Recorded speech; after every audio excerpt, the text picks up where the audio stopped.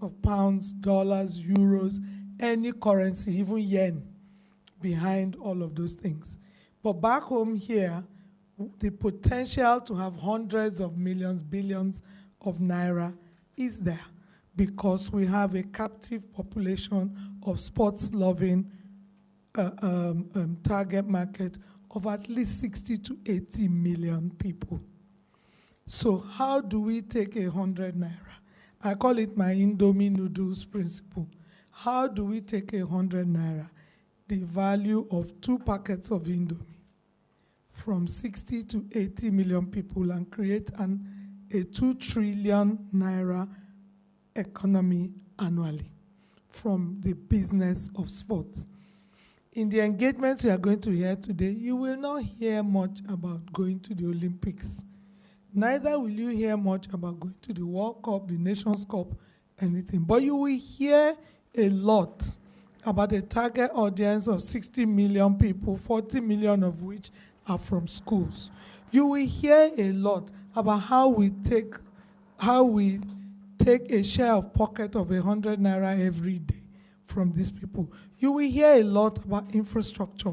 You will hear it and the role it plays. You will hear a lot about investment, money, and about the role it plays.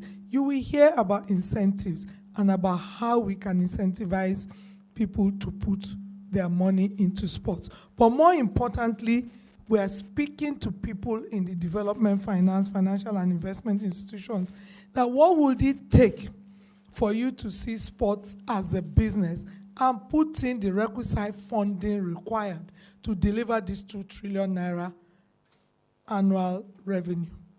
What would it take to put in the requisite investment to deliver 5 million jobs a year from the business of sports? What would it take for us to deploy infrastructure at grassroots levels that creates demands for sports goods and services from a target market of 60 million?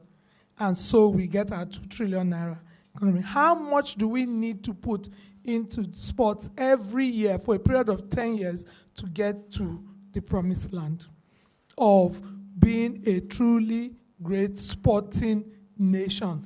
Not in terms, we're not even a great sporting nation in terms of participation, which is what we have concentrated on. Because if we go to Kenya, Kenya wins more Olympic medals. Kenya in 64 years has won a total of 100 medals. Nigeria in 64 years, 50 of which are gold. Nigeria in 64 years has won 3. So in terms of that, we are spending all our money to participate. We're not even good. That's the reality. Between Kenya and Ethiopia, both of them have 2/3 of our population, and yet they've delivered 180 medals to their countries. Their GDP is 2/3, less than 2/3 of our own, and yet. So in terms of participation, where we carry our money every year, we're not there. We have not, African Nations Cup, Cameroon has won 5, we've won 3.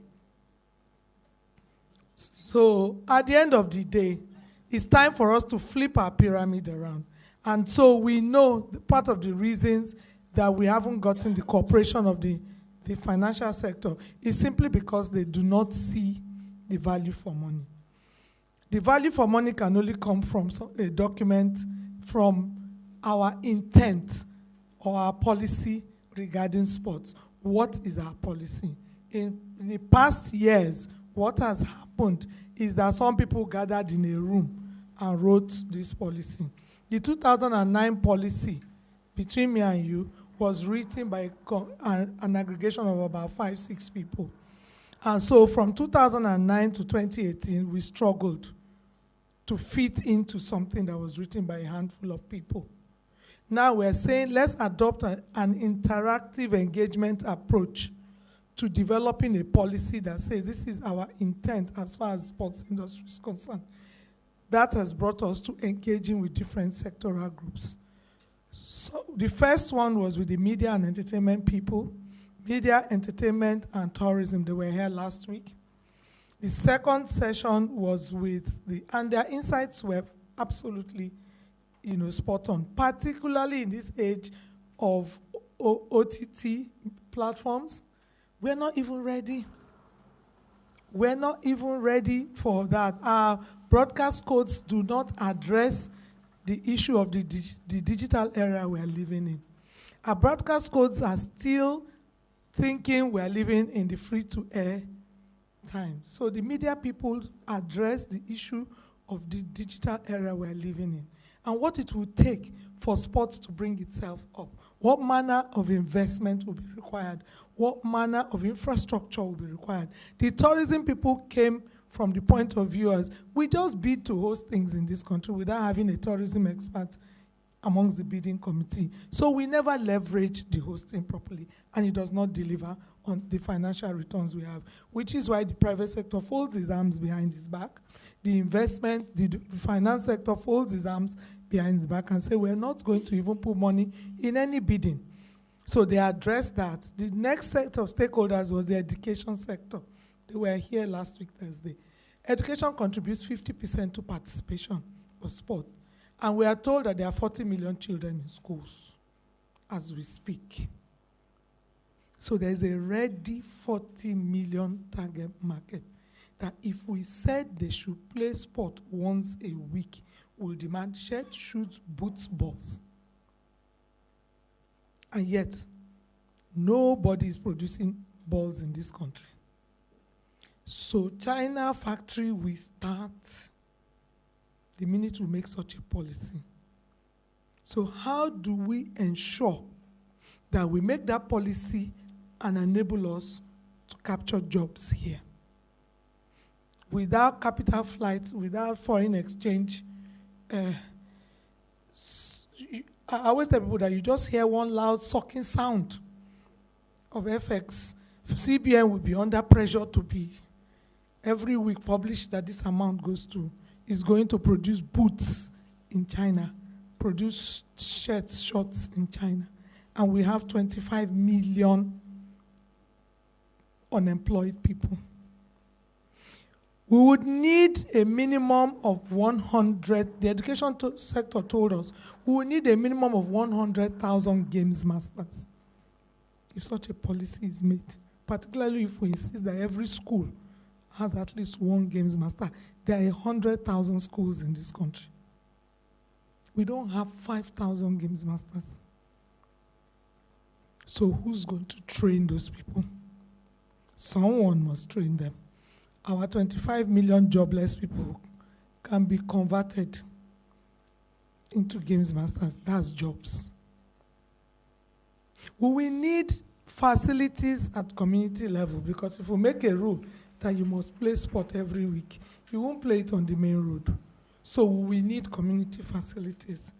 It was calculated here that we will require about 400 billion.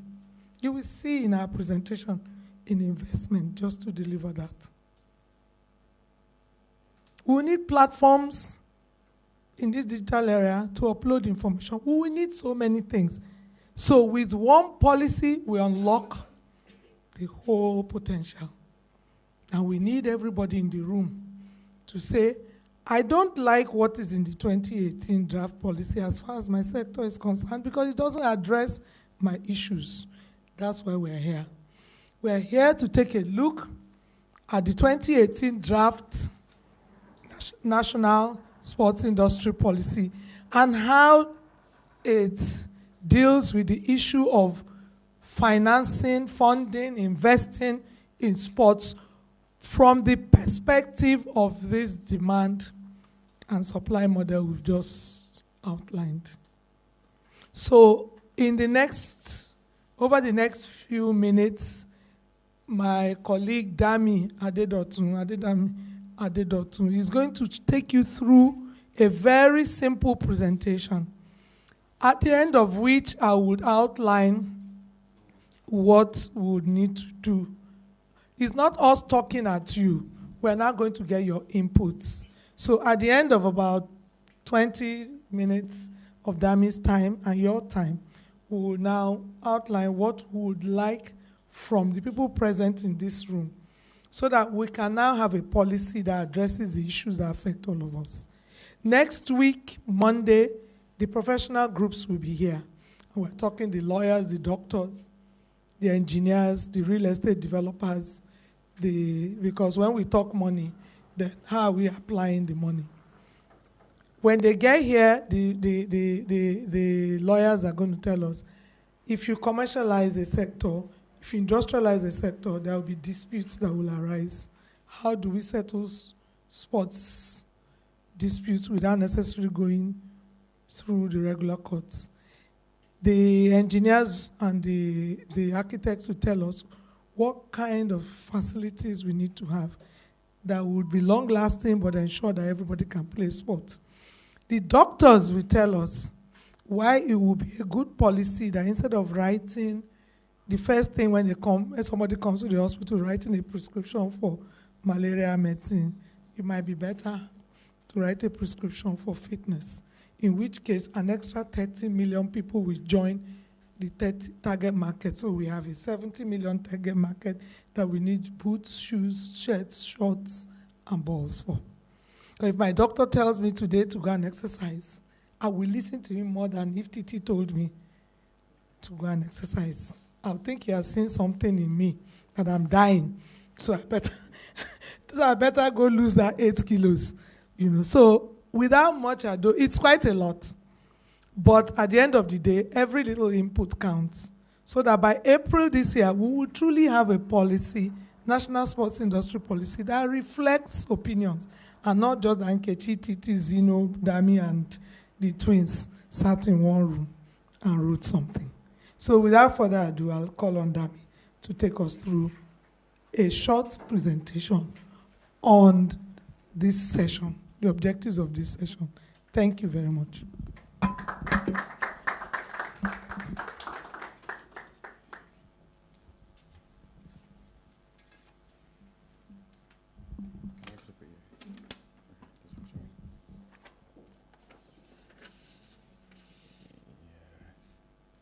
Good morning again.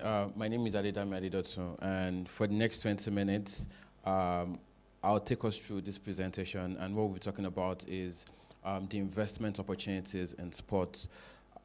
The presentation will give a brief background on the national sports policy as it is at the moment. I'll highlight the gaps in the existing policy like she mentioned. I'll explain why we're here and the list of expected outcomes at the end of this whole session. I'll talk about the sports ecosystem, the developmental needs and the infrastructure needs. I'll list the identified investment opportunities where we can put money in. We'll identify the policy sections that speaks to investment, that speaks to infrastructure. Then we can all wrap up and we'll get input from you all. In terms of overall policies are deliberate, systems of principles that guides decision, and it's a statement of intent on which we can make decisions for. So for the national sports policy, we are looking at, a deliberate system that speaks to the industrialization of the sports sector in Nigeria. Right now, what everybody knows is that the youth population in Nigeria is one of our greatest strengths. And Nigeria is currently a youth-denominated population. About 70% of Nigeria's population is below the age of 35, which, if properly harnessed, can bring, great opportunity and wealth for the country. And sports, particularly, is a platform that can aid the development, engagement of the youth, and development of the potential economic, the economic potentials of the country. This is why this session is important. We want to see how we can use sports as a tool to develop the youth that can eventually lead to economic growth and development of the country. In a trend we've noticed in developed countries is that for any economic sector with potentials to create wealth or create jobs, there's usually a private and public, there's a private sector involvement, there's a private sector partnership with the public sector in delivering those economic sectors. And this is the same thing, and it has happened all over the world, it has happened in major sectors across the world, and it's the same thing we are trying to implement in Nigeria as regards sports. And this private public partnership will help in developing policies, strategies, and interventions to ensure that this economic growth and the prosperity in the sector happens, and that in turn can lead to, can guarantee social and economic development across all the spheres. So the national sports policy itself will now form that roadmap towards the achievement of a national developmental goal related to healthy living, economic growth, sustainability, promotion of equity and excellence.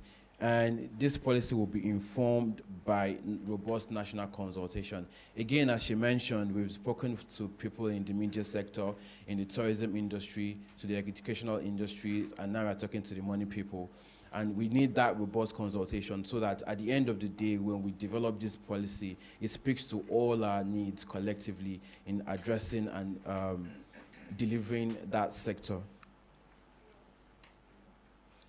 Now, the reason why we can't rely on the existing one and we really need to change the existing policy is because of the gaps we noticed in the existing policy. One, there's a lack of harmonization with policies in other government departments.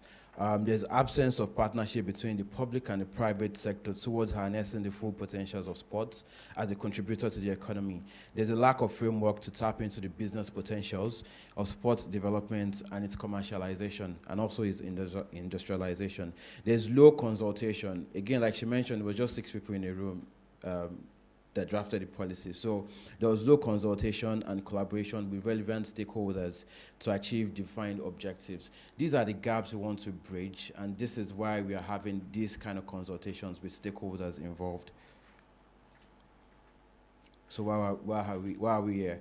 The objective of this interactive session, again, is to get contribution from the people that matter in terms of policy. If we need $500 million investment over the next 10 years, then we need to talk to the people that will drop the money. We need to involve people that will drop the money. We need to get input from them as regards what they need to see happen before they can make such investments. So we need sports industry development as a key driver and contributor to the national economy, and identify the role of cross-sectorial stakeholders. We need to develop a robust national sports industry policy. We need governance and institutional strategies required to unlock the identified potentials and to deliver the investment milestones that we all need. We need incentives. We need incentives for private sector-led development of the sports industry. We need funding. We also need initiatives to trigger an economic sector. So at the end of the session, what we want to achieve also for the sports industry at large is the buy-in of all stakeholders, towards positioning sports industry as a consumer and demand-driven retail sector. Again, like she mentioned, the endowment policy comes back into play where we can take bits of money from a large population and generate revenue from it. We want inputs into a robust national policy, industry policy from the financial institution. We want to highlight the investment potentials of sports as an industry, and want to encourage investment so as to entrench local supply of sports goods and services. Again, like she mentioned, I was having a discussion with someone in the sports industry, and they said that Nigeria, we use 24 million footballs every year, for training, for academies, for professional leagues, and none of them is produced in Nigeria. 24 million balls. And that's just balls alone. Imagine the entire eco-sector and the goods and services that we'll need to grow that eco-sector and the amount of investment needed. So these are the things we want to achieve, and that's why we are having this session. So to look at the sports ecosystem itself, we have merchandising where you buy jerseys, you buy face caps, you buy bibs, you buy shorts, you buy socks, you buy trainers, you buy a lot of things, equipment in the merchandise sector. You have concession and hospitality, you go for events. Financial institutions, an example, someone gave an analysis that New York Knicks back in the 70s was the place where investment bankers go to unwind. So again, for financial sector, I don't think anybody here has been to a Nigerian football game. because of the caliber of people we have here, we need hospitality and concession stands in our facilities. One of the ecosystems is also ticketing, where you can buy tickets to games and events. There's integrated media, where you have your traditional media, you have your digital media. OTT is the in thing now. You have sponsorship and partnership and sponsorship, and in the middle of this ecosystem is the infrastructure itself, which is the bane of the industrialization of the sports sector. Once we have the infrastructure in place, it's easy to build the ecosystem around this infrastructure to deliver the 2 trillion revenue we want. So these are the areas of market development that we'll need funding for majorly. Sports education and capacity development. Like she mentioned, the education institution needs about $100 million in investment for training and development of the capacity we need to deliver a sports industry. Professional sports and clubs, investment is required in that sector too. Media content development and broadcast, technology including content development, distribution technology, tourism and hospitality, we need to build hotels and other facilities. So these are the areas of market development that will require funding.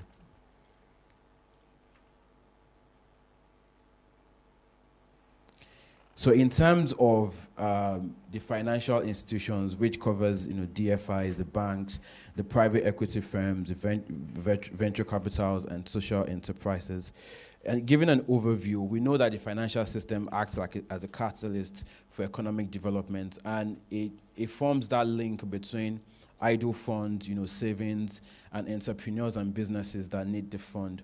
And in areas where in sectors where the financial system cannot fully cater to, DFIs come up to bridge that gap between investment needs of certain sectors. One of the reasons your financial sector might not be involved in certain sectors may be because of the maybe lack of policy, the risk around those kind of sectors. So that is where your DFIs come in. So we're looking at the entire financial sector from that broad perspective of financial institutions, of DFIs, of private equity, of venture capitals. What we need from the DFIs is to provide cheap and accessible financial options. We want long-term finance for infrastructure development. We want financial product for certain sectors. So these are the things we want for DFI. So overall, we want that general mandate for them to provide finance in the sports sector for investment and to promote economic development and growth. Private equity firms are also needed to develop the sports industry. I'll give an example. There's Bruins Capital in the US. Last year, they raised $600 million from two private equity firms, CVC Capital Partners and the Jordan Company. And what they do, what Bruins Capital, Bruins Sports, what they do is to invest in sports properties, invest in sports tournaments, invest in sports media, and they generate revenue from such investments, so much that they raised $600 million. Their initial capital was about $250 million, raised from two investment companies. It just shows that if we position sports properly as a business, then there is revenue opportunities, there are investment opportunity for private equity firms. Coming back to CVC itself, it's over $111 billion equity company, and they have investment in sports. They bought Formula One in 2006 for about $2.2 billion. They sold a part of that equity in 2016 for $4.4 billion. That's, a part of it, not everything. A part of it. In 10 years, they made over $2.2 billion in revenue. And they still own a part of the Formula One, so they've not sold everything. They bought, I think, 10% of City Group last year. Yeah, exactly. So they have investments in motorsports, GP. They have investments in England's Premiership, Rugby Premiership. So sports itself, for these private equity firms, it's a major investment sector for them, and that's what we want Nigeria to become. So what we need from private equity firms and VC funding is that alternative transformational funding option for sport development. We want the non-monetary expertise required to, for the industrialization of sports, because we also know that, this private equity firms will not just bring money. We need expertise in terms of, finance and investment appraisals, for the sports industry. We want to drive private sector interest in sports through investment groups. We know that they say put your money where your mouth is, but we also know that once your money is there, you put every other part of your body, not just your mouth, because you want your investments to go down the drain. So we need them to be a part of it so they can drive that conversation to reforming the industry at large. Then we need social enterprise.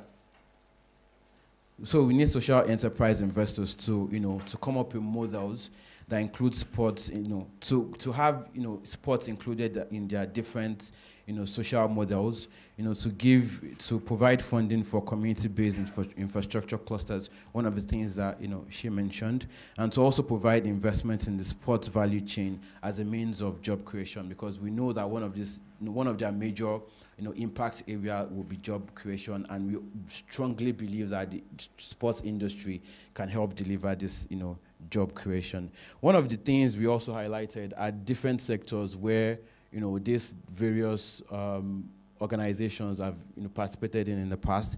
We have the agriculture sector, agro-processing sector, the manufacturing sector. But one sector that is common to most of them is the real estate sector. And real estate itself is, like I mentioned earlier, is the backbone of the industrialization of sport. So once we see the sports industry as an infrastructure industry, as a real estate industry, it begins to change our perceptions towards investment in sports. Like she mentioned, we don't look at sports from our perspective as just we are going to the World Cup or Olympics. We see it as a real estate sector that requires investment and that can deliver return on investment. So just to give us a pictorial representation of the infrastructure chain. Now, a good example that she mentioned, again, is Atletico Madrid building their facility.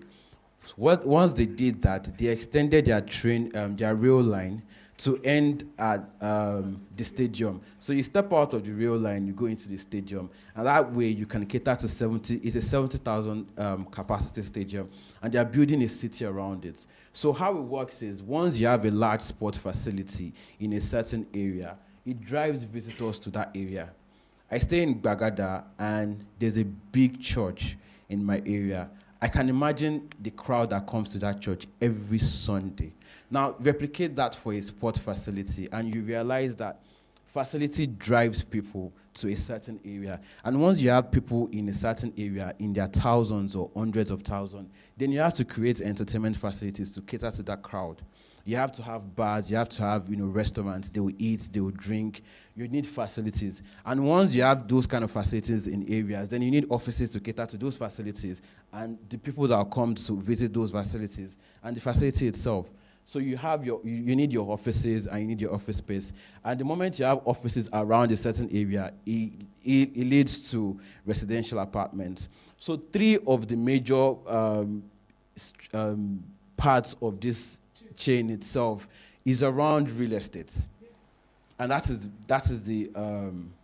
our message. That sport has gone beyond we play football, we qualify for Afro-Baskets, we are going to a certain tournament. Sports is a real estate sector that can deliver return on investment. So we'll go through investment in sports and other climes. In the last 3 years, over 22 billion has been invested to renovate or to build sports centers in just US and Canada. 2 countries, 3 years, 22 billion. More than 1.5 billion was spent in 2019, 1 year, to upgrade college venues in the US. Now, these are colleges. The interesting part of the 1.5 billion investment is they were invested in practice facilities, not even main facilities. Again, it shows the direction of investment when it comes to sports industry. 22 clubs in Europe have spent over 40 billion euros worth of investment in sports facilities. Again, once we look at it from a real estate perspective, from an infrastructure perspective, it becomes different. And these are kind of investments that we've seen in other parts of the world. Now, an interesting statistics is that the population to stadium ratio in Nigeria is about 1 to 5 million people. It means we have just 43, not even world-class stadiums, but let's say we shall have stadiums. 43 for 200 million people. That's 1.1 to 5 million. In South Africa, it's about 1 to 700,000 people. In US, it's about 1 to 300 people. I think the standard is about 1 to 300,000 people. Yes. Now, imagine the number of stadiums that we'll need if you want to move anywhere close to South Africa. Again, it highlights the amount of investment we need from a real estate perspective. Because again, the moment we start building facilities, the other four key elements will become necessary. And beyond just infrastructure, what we want to do is just to highlight some form of opportunities, again, around the sports sector. Ticketing, an example is StubHub. What they do is to retail tickets to concerts, to sports events. A large percentage of their revenue comes from sports events. When they started when eBay bought them in 2007, eBay paid $310 million thereabouts. eBay had to sell last year for $4 billion.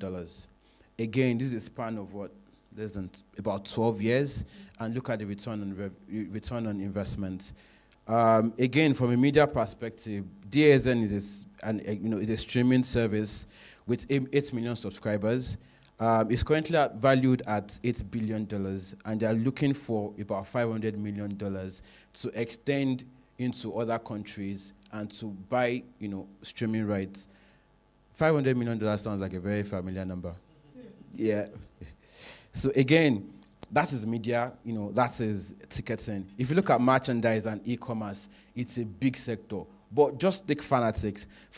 What Fanatics does is to provide an online platform where sports clubs can sell their merchandise. So if you're an American sports fan, the NBA, the NFL, the MLB, if you want to get original merchandise of these franchises, you go to Fanatics. It's currently valued at, I don't know the value at the moment, but they raised $1 billion in funding from Sports Bank in 2017. Yeah, it's currently valued at $4.5 billion. Again, this is an e-commerce, a sports e-commerce company, and they've raised $1 billion from a bank. It also shows that the moment we begin to look at sports beyond just participation, we begin to see the investment opportunities. We look at facilities, yeah. We've already mentioned facilities, a couple of times. But, yeah, exactly. So we need 300 user facility, 3,000 common user facility in 774 local governments in Nigeria. It's an investment. It's a sector that we need 450 billion naira for in another 10 years. So if financial institutions are looking for investment opportunities in sports, here's one of them. $400 billion, $1 billion naira is needed for a 10-year period. Over 200 professional sports club stadiums and venue will be required. Another 200 billion naira in over a 10-year period. Again, investment opportunity. I'll give an example. Now, I think Rwanda recently built an indoor arena that can contain about 10,000 capacity arena, right? And if you put it in perspective, National Stadium, the indoor sport of National Stadium can only seat about 2,000 people. The Slim can only seat about 1,250 people. The Kano Arena can only seat about 1,670 people. And these are places where you have events. So the maximum capacity is less than 2,000 people. We need more. We need to build larger facilities. And again, these are more investment opportunities. From a digital media perspective, digital and online platform, including OTT platforms, will need over 50 billion naira in another 10 years. In terms of media, in terms of broadcast, a lot of money is required, which is why, again, the $500 million sounds very, very familiar. For merchandise and e-commerce, if you want to start manufacturing, if you want to start manufacturing our sportswears, our merchandise, we will need investment. We will need over $200 billion naira in investment over a 10-year period. Because again, like we gave the example of football, that is just one very, very small aspect of it. Imagine what will happen when we want to start building. I have a friend that finished from the University of Ilorin, mechanical engineering. Then he went to do his master's in subsea engineering. What he does now is to fabricate basketball uprights in Nigeria, locally made. Now, if we decide to build additional 3,000, cluster facilities, 3,000 basketball courts, we will need 6,000 at the minimum basketball uprights. Then whatever capacity is operating at the moment cannot deliver 6,000. It will need to expand. That's an investment opportunity already. So these are investment areas that we need to start looking at. Overall, Nigeria needs nothing less than $500 million investment annually for the period of 10 years. So why don't we have that money? Why are we not getting that investment? Because we know that there's a lack of properly designed investment pitch to attract appropriate funding. I don't know if anybody before now has heard sports being marketed or being considered as an investment opportunity before this presentation. Has anybody heard that? So that is one of the reasons why we don't have the adequate funding. Before now, sport hasn't been, marketed or, spoke about as an investment option for financial institutions. There's lack of investor confidence in the sports industry, which again we understand when we look at all the politics and the lack of, proper policy needed to drive the investment. There's lack of or inadequate government incentives to increase investment in sports. I have experience working as a tax consultant, and if you read our tax laws, there are incentives for the oil and gas sector, there are incentives for agricultural sector, there are incentives for various sectors, but there's nothing for sports. So we also understand that this might be one of the reasons why we haven't gotten the amount of kind of investment that we need, lack of incentive. Again, balancing commercial control and regulatory independence. You want to put your money where you know that there won't be any government policy in the next 2 years that will become a risk to your investment. So that is one of the funding challenges. And overall, the inability of financial institutions to see the commercial value of their involvement or investment in sports, thereby reducing to a very minimal the amount budgeted to sports sponsorship and development in each fiscal year. And we don't blame them because we understand why. And that's what we're trying to change. So why engage with financial institutions? Without a doubt, the importance of investment in sports cannot be overemphasized. And the involvement of the financial institutions, again, it's really, really required. So to this end, we want conversations from here to revolve around inputs from financial institutions into national policy. We want to identify investment models, again, from the financial institutions back to us to say, these are the models that can work for investments into the sector. We want to discuss the kind of incentives that will make the financial institutions invest in sports. We want to discuss technological trends and changes that are drastically altering the face of sports investment globally. In the existing sports policies, there are certain areas of in the draft policy, I think we've shared with everybody here. So if you look at the section 4.2 and 4.4, these are areas that speak to financing, sponsorship, investment opportunities, and also facility and infrastructure needs. Then also from an SDG perspective, there are also parts of the SDG that speak to infrastructure development. The SDG 8 and 9, talk about the need to promote sustainable and inclusive economic growth and full and productive employment and decent work for all, which again we've tied to infrastructure development and sport development. 9 says we should build resilient infrastructure, promote inclusive and sustainable industrialization, and foster innovation. Again, this can be attributed to the sports industry because we're trying to industrialize and commercialize sports. So in the end, We want a clear position on the role of finance and investment institutions towards a robust national sports industry policy. We want well-defined incentives for private sector-led participation in the sports investments and in the sports industry as a whole. We want governance and institutional strategies required to unlock the identified potentials for finance institutions to deliver on immediate investment milestones. And we want investment and funding models so we can drive the participation of financial institutions in the sports industry. So we need you, and we want to know what we need to do to get you involved. Thank you very much.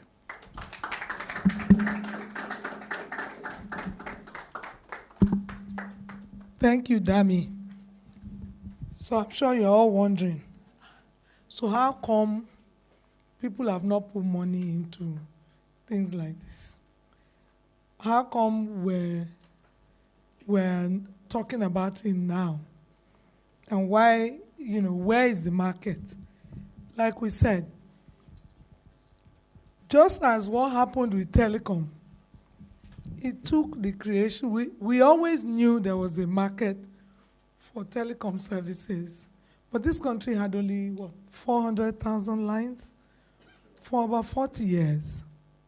And then we now made the Not 9 Not become an elite thing by making it, to have a Not 9 Not, then you needed to carry a Ghana Must Go bag to Dubai, about 200,000 naira, something funny like that. The minute we went GSM, one policy. In fact, the regulatory agencies have still not caught up with that. All that was required was, let's license those who can provide phones to any and everybody. We all know the story of MTN. MTN came here expecting to do 100,000 lines in 1 year. And within 1 month, they tore up their projections. Why? Because there was a demand for the retail aspect of communication. Today, we bank on our phones, we order food, we do everything, probably except have a shower on our phones. Yes, and it's just taking 20 years to get here. And now we have 100 million lines, and we're consuming data. And the money in telecom is like, somebody described it as drug money. It just churns out. It's retail. When I say the Indomie principle, people are always wondering why I use that. Indomie delivers 12 million. They sell 12 million packets a day. That's Indomie. That's not the noodles market. That's Indomie. So by the time I had Honeywell and I had all the others, it's roughly about 20 million packs a day, which is why right on every street corner, instead of Mama Calabar or something, is the local Malam making Indomie. And it took, I know when Indomie entered this, I didn't eat it for at least a year, more than a year. I started eating Indomie when my daughter was born. She's 16 now, so I had another 4 years. So Indomie is 20 years. Were we eating Indomie before that time? No. So when people keep asking, where is this demand going to come from? We have a sport loving. This demand is driven by passion. Everybody who has a child knows their child they pay for sports every year, and yet, and you spend in the excess of about 10,000 to 15,000 naira. Me, every time I pay for sport for my daughter, it's about 20,000 outside of kit. So the 100 naira a day principle is 36,000 naira. The demand is there. Now, how do we supply that demand is why we're here. How do we get people like the financial institutions, banks, development, DFIs, private equity, to see the need for $500 million every year for 10 years? And then profile models for those areas that need impact investment. I can tell you the current sports reform agenda being driven by the ministry and the NESG is calling for community-based cluster common user facilities as the first step in driving demand. So in areas, those facilities will be built. Are we going to take advantage of that or allow another, like today our telecom industry, but for Glo, is dominated by foreigners, so every year that money, every year CBN gets requests. And there are Nigerians who had that money. So are we going to have people truly consider one of the suggestions, special funding windows? What would we need to have a special funding window? What would we need for private equity firms? What would we need for impact investors? That's why we're here. So we're going to have, and today we're going to merge our experience over the last 2 sessions led us to the fact that the incentives and policy have a lot in common. We're going to ask that people just please help us by going into 3 breakout sessions. It was 4 before, but we're finding that the policy and the incentives people kept telling us more or less the same thing. So we're going to do incentives and policy. So our breakout sessions, don't mind Zeno.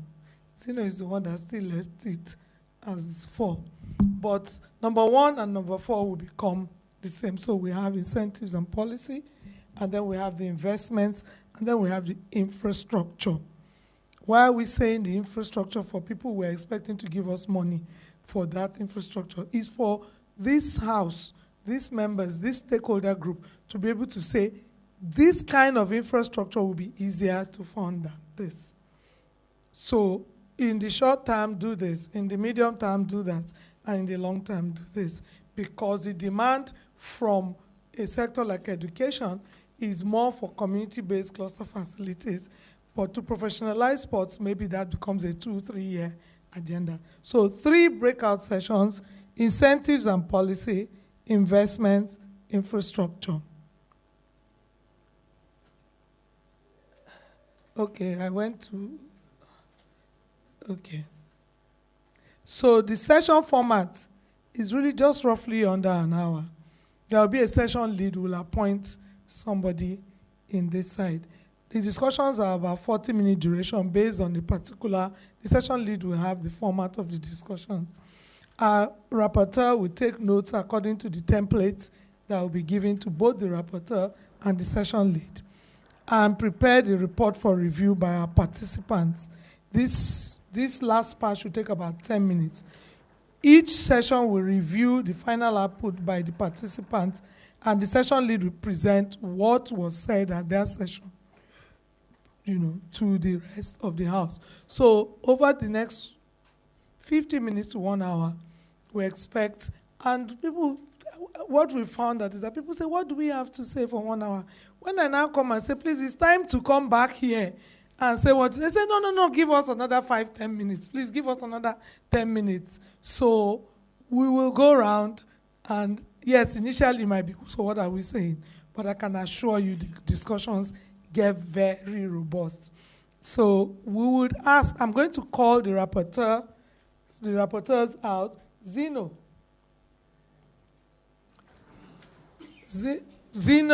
Kewe, and Emmanuel.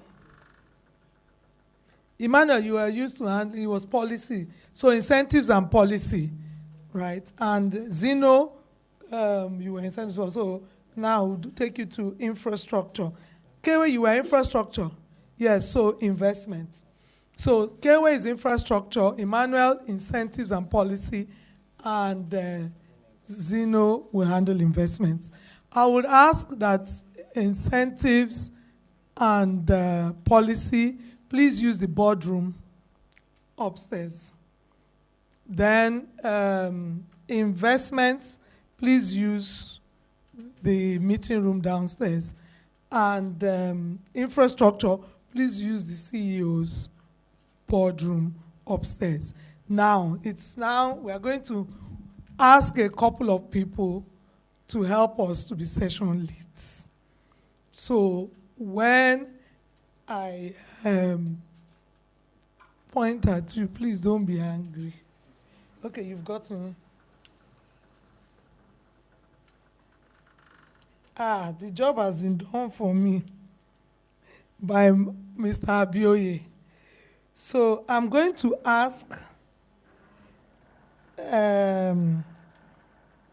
I saw Sterling Bank honored us today with plenty people, for which we are very grateful. I think they knew that we were going to call one of them. So please, I know Sterling Bank, right? Sterling. Please, we're going to, please, what's the name again? Larry. Larry, we're going to ask you to help us as session lead for the investment section of this. And so investment is down here, okay?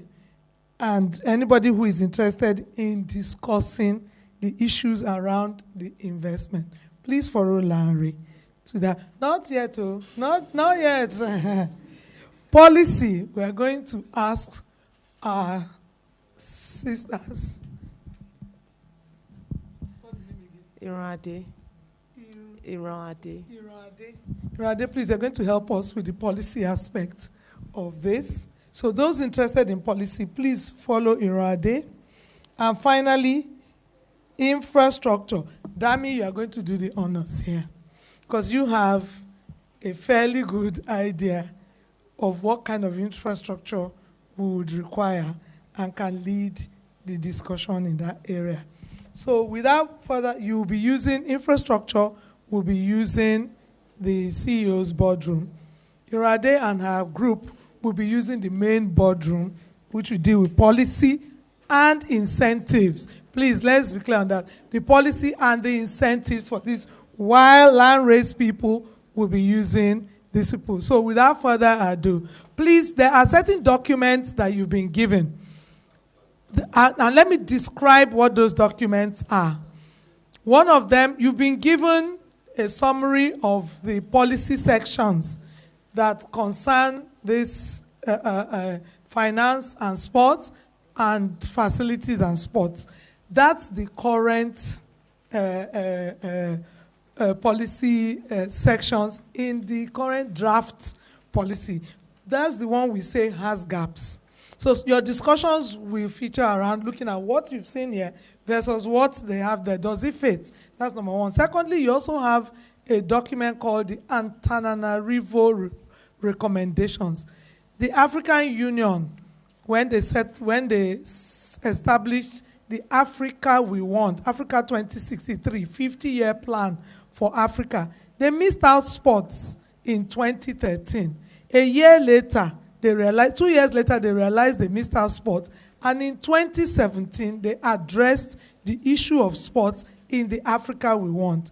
We took a look at those recommendations and realized that it actually represents some of the things we want to see. So we're asking people to look at our discussions in the context of that summary. Does it really represent some of the things we want to see in our policy, in our investment model, in our infrastructure model? If so, can we adopt some of these things? So your discussions will be based around what you've heard, what's in the Antananarivo report, and what is in the policy that is missing. What we now know is missing and we can add. There is a reporting format. So Zeno, quickly give the reporting format to the session leads. You've done so. So it's 11:15.